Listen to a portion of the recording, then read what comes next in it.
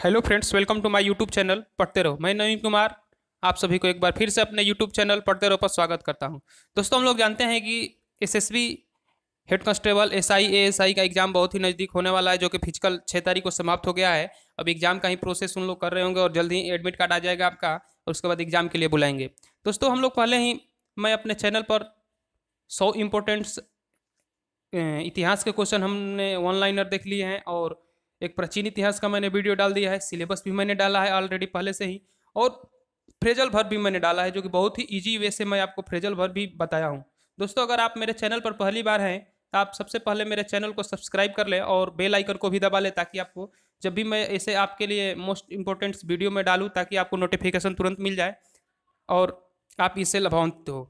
दोस्तों, आज हम लोग बात करेंगे प्रमुख कथन, जो कि हर एग्जाम में जहाँ भी जाइएगा जीके जीएस का जहाँ भी क्वेश्चन पूछता है उसमें से एक क्वेश्चन पूछ लेता है कि आप बताइए कि हे राम किसकी कथन है, या जैसे तुम मुझे खून दो मैं तुम्हें आज़ादी दूंगा। इस टाइप का मैंने क्वेश्चन हर एक जगह एक या दो देखने को मिलता है। दोस्तों, इसी सीरीज को मैंने लेकर के आया है, लेकिन सबसे पहले इस सीरीज को देखने से पहले मैं आपको एक बार फिर से याद दिला दूँ कि मैं जब 100 लाइनर क्वेश्चन डाल रहा था इतिहास का, तो मैंने आपको एक HW दिया था, होमवर्क दिया था, जो कि 5 क्वेश्चन मैंने दिए थे मोस्ट इंपोर्टेंट साइंस के, और मैंने बोला था कि आप लोग करके लाइएगा। तो चलिए मैं आज उस क्वेश्चन को पहले डिस्कशन 5 क्वेश्चन के कर लेते हैं, फिर हम लोग प्रमुख वचन और कारक को देखेंगे। चलिए देखते हैं 5 वो क्वेश्चन कौन थे। दोस्तों, हमारा पहला क्वेश्चन था कि हीलियम से भरा गुब्बारा वायु में उड़ने लगता है क्यों। ठीक है, पहला हमारा यही क्वेश्चन था कि हीलियम से भरा गुब्बारा उड़ने लगता है वायु में, माने उड़ने लगता है, ऊपर उड़ने लगता है क्यों। ऑप्शन पहला था कि वायु में गुब्बारों के ऊपर उठने का बल मिलता है, दूसरा ऑप्शन है गुब्बारा भारहीन होता है, और तीसरा है हीलियम का घनत्व बहुत कम होता है, और चौथा है कि हीलियम गुब्बारे के नीचे से वायु को हटा देते हैं। इन चारों में से आप लोगों ने पहले ही देख लिए होंगे। चलिए मैं डायरेक्ट इसका आंसर बताता हूँ। इसका सही आंसर होगा कि हीलियम का घनत्व वायु से कम होता है। जब हीलियम का घनत्व वायु से कम होता है, इसीलिए हीलियम जो होता है उसमें हीलियम भरा रहता है, वो गुब्बारा हीलियम से भरा हुआ होता है, इसलिए वो क्या होता है कि वायु से ऊपर उठते जाता है। और आपको मालूम ही है कि हीलियम जो होता है हमारे वायु से ऊपर रहता है, इसीलिए हीलियम क्या होता है कि गुब्बारा जो होता है ऊपर उठने लगता है। चलिए नेक्स्ट क्वेश्चन देखते हैं। बहुत ही मोस्ट इंपॉर्टेंट क्वेश्चन है और बढ़िया क्वेश्चन है कि दूसरा क्वेश्चन है हमारा कि स्वर्णिम क्रांति किससे संबंधित है। ठीक है, नेक्स्ट क्वेश्चन क्या है हमारा, स्वर्णिम क्रांति किससे है। तो इसका ऑप्शन दिया था रेशम कीट पालन से, उद्यान कृषि से, मधुमक्खी पालन से और अंगूर उत्पादन से। तो इसका सही आंसर होगा, चलिए मैं बताता हूं, आप लोग तो पहले ही देख लिए होंगे। इसका सही आंसर होगा बी, उद्यान उत्पादन से। ठीक है, स्वर्णिम क्रांति किससे संबंधित है, उद्यान कृषि से। चलिए नेक्स्ट क्वेश्चन हम लोग देखते हैं। 3 नंबर हमारा क्वेश्चन है कि आकाश में नीला रंग प्रकट होने का साथ संबंधित प्रकाश की परिघटना कौन सी है। आकाश जो है, हम लोग आप सभी लोग आकाश में देखे होंगे रात में, या जब भी देखे होंगे आकाश नीला दिखता है, तो उसी को पूछ रहा है कि यह प्रकाश की कौन सा परिघटना है, यानी कौन सी घटना है। पहला ऑप्शन दिया है व्यतिकरण, दूसरा दिया है परावर्तन, और तीसरा दिया है अपवर्तन, और चौथा दिया है परिकरण। मैं आशा करता हूं कि आप सभी ये क्वेश्चन देखे ही होंगे और आप लोग का आंसर भी लगा लिए होंगे। चलिए आंसर बताने से पहले एक बार मैं फिर आपको याद दिला देना चाहता हूं कि अगर आप मेरे चैनल पर पहली बार है तो मेरे चैनल को सब्सक्राइब कर ले और बेल आइकन को भी दबा ले, ताकि आपको डेली नोटिफिकेशन मिलते रहे जब भी मैं आपके लिए वीडियो डालूँ। दोस्तों, अभी एसएसबी हेड कांस्टेबल एएसआई का क्वेश्चन एग्जाम होने वाला है, इससे क्वेश्चन अवश्य रहेंगे। जो भी मैं सीरीज लाऊंगा मैं आपको महत्वपूर्ण को सीरीज ही लाता हूं, ताकि आपका टाइम वेस्ट करने के मकसद से मैं नहीं लाता हूं कि आप लोग देखें और यूजफुल ना हो। मैं वही लाता हूं जो आपके लिए यूजफुल हो। ठीक है, तो इधर मेरे चैनल को सब्सक्राइब करना है। कैसे करना है मैं आपको बता दूं कि इधर मेरे चैनल का नाम लिखा होगा और यहाँ पर लिखा होगा सब्सक्राइब। ठीक है, सब्सक्राइब इस तरह करके लिखा होगा, आपको इसी को दबा देना है। ठीक है, दबाने के बाद एक आपको यहाँ पर बेल घंटी मिलेगी, आप उसको भी दबा देंगे, तो जब भी मैं आपको वीडियो डालूंगा तो उसका नोटिफिकेशन चल जाएगा। ठीक है, चलिए नेक्स्ट क्वेश्चन देखते हैं। तो इसका आंसर होगा सही, इसका आंसर हो जाएगा प्रकाश के प्रकिरणन। प्रकाश के प्रकिरणन के कारण ही हमारा क्या होता है, आकाश हमें नीला दिखाई देता है। चलिए नेक्स्ट क्वेश्चन देखते हैं कि मरीचिका उदाहरण है किसका। बहुत ही बढ़िया क्वेश्चन है और बहुत ही मोस्ट इंपोर्टेंट क्वेश्चन है कि मरीचिका एक उदाहरण है किसका। पहला ऑप्शन है केवल प्रकाश के अपवर्तन का, दूसरा है केवल प्रकाश के पूर्ण आंतरिक परिवर्तन का, तीसरा ऑप्शन है कि प्रकाश के परिवर्तन और पूर्ण आंतरिक परिवर्तन, और चौथा है केवल प्रकाश के परिक्षेपण का। तो इसका आप लोग मैं ऐसा करता हूँ कि इसका आप लोग ये भी आता होगा क्वेश्चन और आप लोग बना ही लिए होंगे क्योंकि मैंने तो SW में दिया था। चलिए, तो इसका सही आंसर होगा सी, प्रकाश के अपवर्तन और पूर्ण आंतरिक परावर्तन के कारण। मरीचिका क्या होता है दोस्तों, मैं आपको बता देना चाहता हूँ कि जब आप लोग, अभी तो यहीं ग्रीष्मकालीन चल रहा है, जब आप रोड पर देखते होंगे ना तो आगे लगता होगा कि कुछ लगता है कि भाप है या पानी खोल रहा है ऊपर से जैसे भाप निकलता है, आगे पानी है, जो दिखता है वही क्या करता है, मरीचिका कहलाता है। तो उसी के बारे में पूछ रहा है, तो ये इसका सही आंसर हो जाएगा प्रकाश का अपवर्तन और पूर्ण आंतरिक परावर्तन के कारण। ठीक है, चलिए नेक्स्ट क्वेश्चन, 5 नंबर क्वेश्चन हमारा है कि भारत में समस्त अंतरिक्ष यान प्रचलन का धर्म केंद्र MCF मास्टर कंट्रोल फैसिलिटी का मुख्यालय कहाँ है। बहुत ही बढ़िया क्वेश्चन है कि MCF का मुख्यालय कहाँ है। तो इसका पहला ऑप्शन दिया है कि हैदराबाद जो कि आंध्र प्रदेश में है, दूसरा दिया है थुम्बा केरल, और चौथा दिया है श्रीहरिकोटा आंध्र प्रदेश, और चौथा ऑप्शन है हसन कर्नाटक में। तो इसका सही आंसर हो जाएगा दोस्तों हसन कर्नाटक में। ठीक है, हसन कर्नाटक हो जाएगा। चलिए, अभी हम लोग ने ये 5 क्वेश्चन देखे, अब नेक्स्ट हम लोग क्वेश्चन देखते हैं। हम अपना वो सीरीज को चलाएंगे, कथन, उपनाम, कथन और पुस्तकें, जो कि मैंने पहले ही आपको बताया था कि मैं आपको सीरीज वो लाने वाला हूँ। चलिए, मैं आशा करता हूँ आप सभी 5 क्वेश्चन आपको सभी को आया होगा और बहुत ही अच्छे से सीखे होंगे। चलिए, आप वो 5 क्वेश्चन हम लोग देख लेते हैं। 5 क्वेश्चन हम लोग ने देख लिया, अब चलिए देखते हैं अपना कथन कि कौन सा कथन। दोस्तों, मैं आपको बता देना चाहता हूं कि मैंने जो ये कथन लाया हूं उसके मैं लास्ट में आपको मोस्ट इंपोर्टेंट क्वेश्चन भी लाया हूं, ऑब्जेक्टिव टाइप, इसी पर बना करके कैसे क्वेश्चन पूछते हैं, ये कथन से कैसे क्वेश्चन आता है। बहुत से लोगों को क्वेश्चन ये भी नहीं मालूम होता है कि पढ़ तो लेते हैं कि, लेकिन इनको मालूम नहीं हो पाता है कि क्वेश्चन कैसे पूछता है एग्जाम में। इसलिए मैंने क्वेश्चन भी लाया हूँ। तो मैं आपसे आग्रह करूंगा कि एक क्वेश्चन हमारे ये जो वीडियो है लास्ट तक देखिए, और लास्ट में जो क्वेश्चन सीरीज मैंने लगाया उसको अब सीरीज भी उसको लगाइए। चलिए, हमारा पहला क्या कह रहा है कि नारी तुम केवल श्रद्धा हो। पहला जो कथन है कह रहा है कि नारी तुम केवल श्रद्धा हो रजत नगर पदतल में। ये किसकी लिखी हुई है? तो ये जयशंकर प्रसाद की सूक्ति है, और ये इन्होंने कौन सी रचना में लिखी थी? कामायनी में। ठीक है, ये कौन सी किस में लिखी थी? कामायनी। वो कामायनी जो जयशंकर प्रसाद की है, तो उसमें सिर्फ नारी के समान में ये उन्होंने लिखा था, और नारी के ही बारे में कामायनी सिर्फ लिखा गया है। ठीक है, तो ये आप याद कर लीजिएगा, आपको याद भी हो जाएगा कि नारी तुम केवल श्रद्धा हो रजत नगर पदतल में। ठीक है, तो किसकी है? जयशंकर प्रसाद की। चलिए नेक्स्ट हम लोग देखते हैं किसका, नेक्स्ट देखते हैं। नेक्स्ट है कि शक्ति बंदूक की नली से निकलती है। ठीक है, कौन कहा था? तो कौन से? माओ त्से तुंग ने कहा था कि जो भी शक्ति है वो बंदूक की नली से निकलते हैं। हाथ में और हमारे बाजू में शक्ति नहीं होता है। अगर मेरे पास बंदूक है तो क्या होगा? उसी से हम लोग क्या करेंगे? वही हमारी शक्ति है। जैसे कि जब बाबर आया था भारत पे तो क्या किया था? बाबर को यहाँ पर मुगल वंश की स्थापना करने का श्रेय इसीलिए जाता है क्योंकि उसने तोपखाने का प्रयोग किया था, और वह पहली बार यहाँ पर किया गया था। जो भी हमारे राजा उससे लड़ने जाते थे तो देखते कि तोपखाना लेकर आया है, नया चीज़ लाया है। तो इसीलिए ये सही बात है, ये भी सही बात बोला है कि शक्ति जो है हमारी बंदूक की नली से निकलती है। हाथ से आजकल कौन लड़ाई लड़ता है? देश हमारे भारत और पाकिस्तान में हमेशा ये होते रहता है। अब वहाँ पर हाथ से थोड़े नहीं लड़ा जाता है, बंदूक से ही लड़े जाते हैं। ठीक है, नए नए औजार से लड़े जाते हैं। चलिए नेक्स्ट क्वेश्चन हम लोग देखते हैं। नेक्स्ट क्वेश्चन है कि पाप से डरो पापी से नहीं। यह किसने कही थी? बहुत ही बढ़िया है, महात्मा गांधी जी ने कहा था। कौन कहा था? पाप से डरो पापी से नहीं।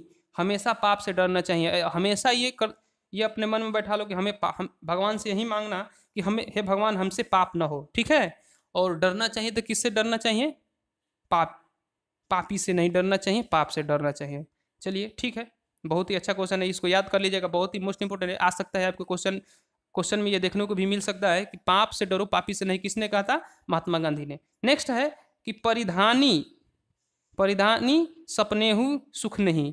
परिधानी सपनेहु सुख नहीं किसकी है? तो तुलसीदास जी की है। ठीक है, चलिए नेक्स्ट क्वेश्चन देखते हैं कि देश की सेवा ही मेरी मौत भी हो जाए, देश की सेवा में ही मेरी मौत हो जाए तो मुझे उस पर गर्व होगा। कौन कहा था? बहुत ही बढ़िया क्वेश्चन है। इंदिरा गांधी जी ने कही थी कि देश की सेवा में ही मेरी मौत हो जाए तो मुझे गर्व होगा। ये किसने कहा था? इंदिरा गांधी जी ने कहा था। दोस्तों मेरे लास्ट वीडियो तक बने रहें। थोड़ा ये आपको अजीब से लग रहा होगा क्योंकि ये जो है ना कि कई लोग बोले हैं, क्या बोले हैं, तो इसीलिए थोड़ा अजीब लगा, लेकिन आप लास्ट तक बने रहेंगे तो आपको 1 नंबर पक्का मिल जाएगा इस क्वेश्चन से। इसमें से जरूर एक क्वेश्चन आपको देखने को मिलेगा एसएसबी के एग्जाम में, ठीक है। और लास्ट में मैं क्वेश्चन भी कराया हूँ, तो अगर आप लोग जब वहाँ पर लगाएंगे तो आप लोग देखिएगा, आप लोग को याद भी हो जाएगा, ठीक है। और किस तरह क्वेश्चन फंसाता है आपको इससे पूछ करके, वो भी उसी टाइप से मैंने दिया है। चलिए नेक्स्ट क्वेश्चन देखते हैं। नेक्स्ट क्वेश्चन क्या कह रहा है कि अपराध सह लेने वाला भी अपराधी होता है, ठीक है। अपराध सह लेने वाला भी अपराधी होता है, यदि वह नहीं सहा जाए तो फिर कोई किसी पर अन्यायपूर्वक व्यवहार कर ही नहीं सकता। कह रहा है कि अब जो रविन्द्रनाथ ठाकुर है उन्होंने कहा था कि अपराध सह लेने वाला भी अपराधी होता है। अगर हम पर कोई अपराध कर रहा है और हम सह रहे हैं, बार बार वो हम पर सह रहा है, बार बार हमको गाली दे रहा है, बार बार हमसे झगड़ रहा है, बार बार टांग लड़ा रहा है, अगर हम वो सहते हैं तो वो अपराधी नहीं, मैं खुद अपराधी हूँ। किसने कहा है? रविन्द्रनाथ ठाकुर ने कहा है, ठीक है। यदि वह नहीं सहा जाए, क्या कह रहा है कि यदि वह नहीं सहा जाए तो फिर कोई किसी पर अन्यायपूर्वक व्यवहार कर ही नहीं सकेगा। अगर हम उसको नहीं सहेंगे, उसी समय उसका जवाब दे दे, तो अब किसी के साथ भी अन्यायपूर्वक व्यवहार नहीं करेगा, ठीक है। रविन्द्रनाथ ठाकुर ने कहा था, और ये रविन्द्रनाथ ठाकुर अपनी एक पुस्तक में बोली थी, जो कि ये कि अपराध सह लेने वाला भी अपराधी होता है, यदि वह नहीं सहा जाए तो फिर कोई किसी पर अन्यायपूर्वक व्यवहार कर ही नहीं सकेगा। तो ये उन्होंने पुस्तक के माध्यम से कही थी। अंग्रेजों ने तो उस समय लिखने की नहीं देते थे और बहुत ही अत्याचार करते थे। अंग्रेज पर ही था कि अंग्रेज जो हम पर अत्याचार कर रहे हैं, अगर हम लोग उसको सहेंगे तो और किसी पर अगर करेंगे तो हम खुद अपराधी हैं, अगर उसका मैं विरोध करता हूं तो फिर किसी पर अत्याचार नहीं करेगा। चलिए ठीक है, नेक्स्ट क्वेश्चन हम लोग देखते हैं। नेक्स्ट हमारा है कथन कि हमारा धर्म रसोई घर में है। हमारा धर्म रसोई घर में है, ये किसने कहा था? स्वामी विवेकानंद, ठीक है। धर्म के बारे में किसने बोला था? स्वामी विवेकानंद। हमारा धर्म रसोई घर में है, हमारे ईश्वर खाना पकाने के बर्तनों में वास करते हैं, ठीक है, वास करते हैं। ये किसकी कथन है? स्वामी विवेकानंद की। चलिए नेक्स्ट देखते हैं। नेक्स्ट है जिस पैर के नीचे गर्दन दबी हो, जिस पैर के नीचे गर्दन दबी हो उसे सहलाना ही श्रेयस्कार है, ठीक है, श्रेयस्कार है। तो किसने कहा था? मुंशी प्रेमचंद ने गोदान में कही थी। तो ये बहुत ही ये गोदान से है, जो कि रचना से है, उससे लिया गया है। खैर इसको भी देख लेते हैं, इससे तो मैं आशा कम ही आने की, लेकिन देख ही लेते हैं, जब दिया है तो देख लेते हैं। चलिए नेक्स्ट क्वेश्चन है कि दीन दुखियों की सेवा है ईश्वर की सच्ची सेवा है। बहुत ही बढ़िया है और बहुत ही बढ़िया वाक्य है कि दीन दुखियों के अगर सबसे अच्छा सेवा है तो दीन दुखिया है, जो गरीब है उनकी सेवा करो। ईश्वर की सच्ची सेवा उसी में है और बहुत मजा भी आता है दीन दुखियों की सेवा करने में। चलिए किसने कहा था? स्वामी विवेकानंद ने कहा था। बहुत ही बढ़िया क्वेश्चन है। सरकार जनता के लिए, जनता के द्वारा, जनता का शासन, ये किसका था? अब्राहम लिंकन का था, ठीक है। चलिए नेक्स्ट देखते हैं क्या कह रहा है कि डरपोक अपनी मौत से पहले कई बार मरते हैं। बहुत ही बढ़िया क्वेश्चन। अब आपको एग्जाम आने वाला है और आप डरे हुए हैं, तो जो डरपोक होगा वो मौत से पहले ही कई बार मर जाते हैं। किसने कहा था? शेक्सपियर कहा था, ठीक है। चलिए नेक्स्ट देखते हैं। सत्य अहिंसा ही मेरा ईश्वर है। और आप लोग जानते ही हैं कि सत्य और अहिंसा का पाठ कौन लेकर चलते? तो महात्मा गांधी। तो सत्य और अहिंसा की जब भी बात होगी तो किसकी होगी? महात्मा गांधी जी की होगी। तो सत्य और अहिंसा ही मेरा ईश्वर है, किसने बोला था? महात्मा गांधी ने बोला था। नेक्स्ट है कि मनुष्य है जो मनुष्य के लिए मेरे, ठीक है, ये किसने बोला था? मैथिली शरण गुप्त ने। नेक्स्ट देखते हैं, बोला है कि मेरे लहू एक एक कतरा देश के काम आए। किसका है ये? इंदिरा गांधी के। अभी हम लोग उधर भी देखे थे कि मैं देश के लिए मर जाऊं या मैं गर्व करूंगा, किसने कहा था? इंदिरा गांधी जी ने ही कहा था। चलिए नेक्स्ट देखते हैं कि सच्चा प्रेम पवित्रा और सच्ची पवित्री है, तो किसने कहा था? स्वामी रामतीर्थ ने कहा था। नेक्स्ट देखते हैं। नेक्स्ट है कि तुम मुझे खून दो मैं तुम्हें आज़ादी दूंगा। ये किसकी है? सुभाष चंद्र बोस की। और आपको मालूम ही है कि सुभाष चंद्र बोस की हत्या कैसे हुई थी। खैर चलिए उसकी बाद में हम लोग बात कर लेंगे, अभी जो पॉइंट है उसी पर बात करते हैं। चलिए नेक्स्ट क्वेश्चन, तुम मुझे खून दो मैं तुम्हें आज़ादी दूंगा, किसका है? सुभाष चंद्र बोस की है, ठीक है। दिल्ली चलो, किसने नारा दिया था? सुभाष चंद्र बोस 1942 ईस्वी में, ठीक है। दिल्ली चलो किसने नारा दिया था? सुभाष चंद्र बोस। और तुम मुझे खून दो मैं तुम्हें आज़ादी दूंगा, किसका है? सुभाष चंद्र बोस की है। आराम हराम है, किसने कहा था? पंडित जवाहरलाल नेहरू। क्योंकि इन्होंने इसलिए कहा था कि आराम हराम है, जब कांग्रेस की स्थापना हुई थी और उनतीस में 1929 में जब लाहौर अधिवेशन में पूर्ण स्वराज की मांग की गई थी, तो उसी समय उन्होंने उससे पहले ही कहा था कि आराम हराम है। जो भी कांग्रेसी आते थे और एक जगह मीटिंग होता था, हर एक साल पर जो कांग्रेस का अधिवेशन होता था, और बैठते थे, बैठ करके ये वो फलान ठिकान बात करके चले जाते थे और सो जाते थे साल भर। तो वहीं उन्होंने बोला था कि आराम हराम है, अगर इस तरह हम लोग आराम करेंगे तो हम लोग को ये हराम ही होगा। ठीक है, चलिए नेक्स्ट है जय जवान जय किसान, किसका है? लाल बहादुर शास्त्री की। लाल बहादुर शास्त्री की जय जवान जय किसान किसने कहा था? लाल बहादुर शास्त्री। दोस्तों एक बार मैं फिर से आप लोगों को से आग्रह करूंगा कि अगर आप मेरे चैनल पर पहली बार आए हैं, मेरे चैनल को सब्सक्राइब कर लें और बेल आइकन को भी दबा दें, और इस वीडियो को ज़्यादा से ज़्यादा लाइक करें, कमेंट करें, ताकि ऐसे भी जिस तरह मैं आप लोगों के लिए टाइम निकाल करके आप लोगों के लिए मैं ये वीडियो बनाता हूँ, तो मेरा जब मैं अपने अपने फर्ज पर अदा कर रहा हूँ अपने फर्ज, तो आपका भी एक ही सिर्फ अदा है, और आपसे एक ही मैं मांग रहा हूँ कि मेरे चैनल को सब्सक्राइब करें, लाइक करें, इस वीडियो को कमेंट भी करें। कमेंट सेक्शन में आप जब भी क्वेश्चन देखेंगे, हम हर एक कमेंट का मैं जवाब देता हूँ। दोस्तों मैं एक बात और बता देता हूँ कि जैसे ही पहले तो फर्स्ट पेपर का एग्जाम होगा, जो कि 100 मार्क्स का होगा, फर्स्ट पेपर के बाद मैं 100 मार्क्स का होगा, फर्स्ट पेपर के बाद मैं आप लोगों को सेकेंड पेपर का भी मैं तैयारी कराऊंगा, और उसका मैं सिलेबस आप लोग जानते हैं, पहले मैं बता चुका हूँ कि मैंने एसएसबी से सिलेबस मांगा है आरटीआई के द्वारा। ठीक है, आरटीआई के द्वारा मांगा है सिलेबस। मेरे को सिलेबस भी मेल आया था कि आपका सिलेबस आपको बहुत जल्द ही दे दिया जाएगा। तो वो जब भी आता है तो मैं ठीक उसके बाद मैं एक एक वीडियो सेकंड पेपर भी बनाने शुरू कर दूंगा, और आप लोगों के सामने वो सिलेबस भी प्रस्तुत कर दूंगा। ठीक है, चलिए तब तक आगे बढ़ते हैं, देखते हैं क्वेश्चन।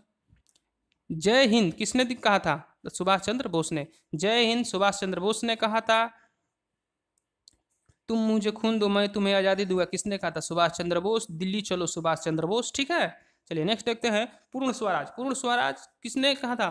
तो जवाहरलाल नेहरू। मैंने पहले ही बताया था कि कांग्रेस अधिवेशन, याद कीजिए, मैं पहले भी सीरीज जो चला था उसमें मैं बताया था कि पूर्ण स्वराज की मांग कब की गई थी? तो 1929 ईस्वी में लाहौर अधिवेशन में। ठीक है, चलिए नेक्स्ट है कि स्वराज हमारा जन्मसिद्ध अधिकार है। बहुत ही बढ़िया है, स्वराज हमारा जन्मसिद्ध अधिकार है। यह किसके कथन है? तो बाल गंगाधर तिलक की।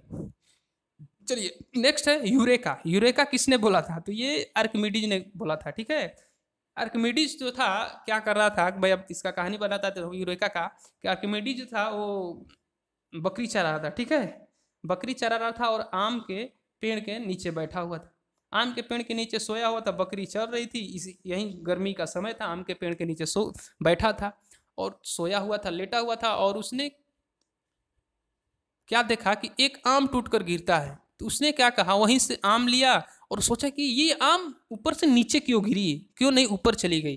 तो वहीं से सोचा, तो उसने सोचा कि अरे यार ये तो पृथ्वी में लगता है पृथ्वी खींचती है। वो वहाँ से दौड़े दौड़े दौड़े दौड़े यूरेका यूरेका यूरेका चिल्लाते हुए निकला वहाँ से और घर पर आया। यूरेका मैंने होता है कि पा गया पा गया पा गया। ठीक है, और जब घर गया अपने पिताजी से कहा कि पिताजी यूरेका यानी मैंने पाया। तो उन्हें बोला कि क्या पाया? तो बोला ये आर्किमिडीज कि मैंने ये देखिए आम जो है पेड़ से नीचे गिरा। उसके पिता ने उठाए डंडे, 2 डंडे दिए कि जाओ बकरी चराओ, बकरी कहीं भाग ना जाए। तू क्या पाया? जो भी गिरता है नीचे ही गिरता है। तो दोस्तों पहली बार सोचनी चाहिए। उसने सोचा और उसी ने क्या किया, बताया कि जो पृथ्वी में है क्या है, गुरुत्वाकर्षण होती है। ठीक है, उसी ने दिया। चलिए नेक्स्ट देखते हैं। नेक्स्ट है कि हे राम। हे राम किसने कहा था? महात्मा गांधी। और नेक्स्ट है वंदे मातरम। वंदे मातरम बंकिम चंद्र चटर्जी। ठीक है, वंदे मातरम बंकिम चंद्र चटर्जी। और इनकलाब जिंदाबाद किसने दिया था? भगत सिंह दिया था। दोस्तों यहाँ पर ये हमारा सीरीज समाप्त होती है। अब मैं आपको, चलिए हम लोग इसी पर कुछ 5 क्वेश्चन देखते हैं, और कैसे क्वेश्चन आता है ये भी हम लोग डिस्कशन कर लेते हैं। ठीक है, 5 क्वेश्चन भी आता है, चलिए देखते हैं। तो पहला क्वेश्चन है हमारा कि पहला क्वेश्चन है कि पूर्ण स्वराज किसकी प्रचलित कथन है? ठीक है, पूर्ण स्वराज किसने मांगा था? ऑप्शन दिया है महात्मा गांधी, भगत सिंह, पंडित जवाहरलाल नेहरू और मंगल पांडे। तो मैंने बताया कि पूर्ण स्वराज, याद कीजिए, पूर्ण स्वराज किसने कब मांगा गया था? 1929 कांग्रेस लाहौर अधिवेशन। तो किसने की अध्यक्षता मांगी थी? पंडित जवाहरलाल नेहरू। आराम हराम है किसने कहा था? पंडित जवाहरलाल नेहरू। अब देखिए पूर्ण स्वराज की अगर बात होगी तो जो नहीं देखा है, नहीं पढ़ा है, तो क्या करेगा? तुरंत मारेगा महात्मा गांधी। सभी पर लग रहा है कि यार ये भी क्रांतिकारी थे, ये भी किसी के कहने में नहीं आने वाले थे। मंगल पांडे भी नहीं थे, बहुत ही जोशीला थे। तो ये होगा, ये होगा, फंस जाएंगे। तो आपको याद रखना है कौन कहा था?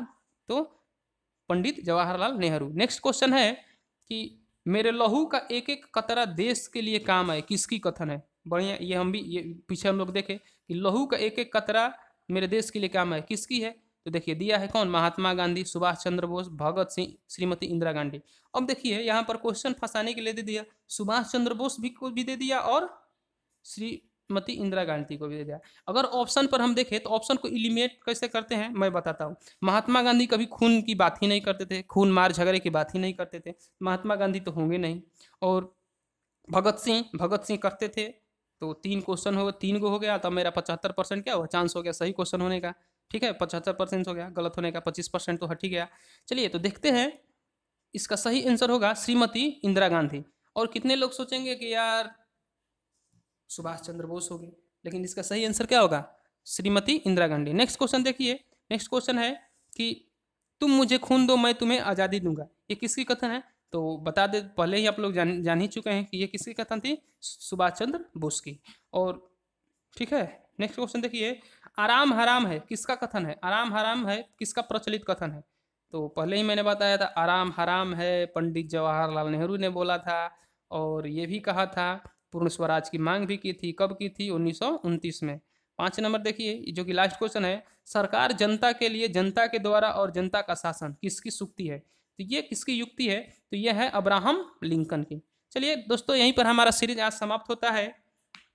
दोस्तों मैं आपसे विनती करूंगा, आग्रह करूंगा कि मेरे चैनल को सब्सक्राइब कर लें, ठीक है, और इस वीडियो को ज़्यादा से ज़्यादा लाइक करें, अपने दोस्तों में शेयर करें, कमेंट करें, ताकि अगर कोई डाउट रहता है तो कमेंट भी करें, ठीक है।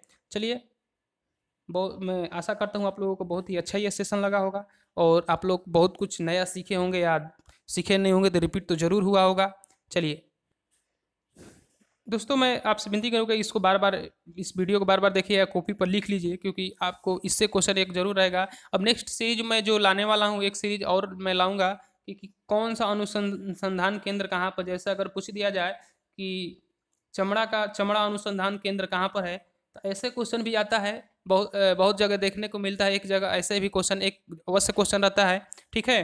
देखो दोस्तों, जीके और जीएस के बहुत लंबा सिलेबस है, इसलिए ऐसा ही सिलेबस हम लोग पढ़ेंगे जिससे कि हमारा क्वेश्चन बने, अधिक आउट ऑफ क्वेश्चन बने। इससे एक क्वेश्चन बन सकता है, हमारा अनुसंधान केंद्र कहाँ पर है, उससे एक क्वेश्चन बन सकता है, एक खेल से बन सकता है, हम लोग खेल से भी लेंगे, एक नदी से क्वेश्चन बन सकता है। ऐसे ही हम सीरीज लाने वाले हैं, आप मेरे चैनल पर बने रहिए, मैं नेक्स्ट वीडियो में उन सब पर लाने वाला हूँ तब तक के लिए। और नेक्स्ट में वीडियो अभी सीरीज चला रहे थे, जो कि मैंने बोला था कि करीब 1500 में हम लोग सीरीज देखेंगे जीके जीएस का ऑनलाइनर, तो उसका भी मैं सीरीज डालने वाला हूँ। दोस्तों मैं 100 अभी उसका डाल दिया हूँ इतिहास के, अब मैं भूगोल का डालने वाला हूँ 100।